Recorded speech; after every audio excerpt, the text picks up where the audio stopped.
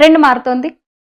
మన ధర్మం గురించి, హిందూ ధర్మం గురించి లేదా నిజమైన వాస్తవాలు, అసలైన భారతదేశ చరిత్ర, అలాగే ఈ వాస్తవ పరిస్థితులు అంటే వర్తమానంలో కూడా జరుగుతున్న వాటిని వాస్తవంగా చూపిస్తే చూడడానికి జనం సిద్ధంగా ఉన్నారు.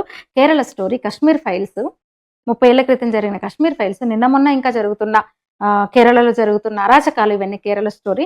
ఇవన్నీ కూడా అంటే హిందుత్వ రిలేటెడ్ మూవీస్, మన హిస్టరీ రిలేటెడ్ మూవీస్ చాలా హిట్ అవుతున్నాయి. 'హనుమాన్' చూసినాం, చిన్న మూవీ అసలు.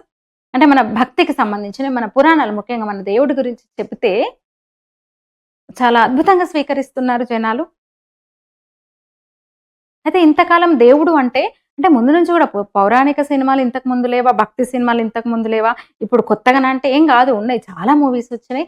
రామాయణ, భారత, భాగవతాలకు సంబంధించిన చాలా సినిమాలు వచ్చినాయి. కానీ మొన్నటి వరకు కూడా మనం దేవుడి గురించి, ఒక దేవుడు అంటే ఒక పెద్ద హీరో, మంజునాథ్ అనగానే చిరంజీవి, ఇట్లా అంటే ఒక పెద్ద హీరోయిన్ ఎగ్జాంపుల్ చెప్పినా నేను.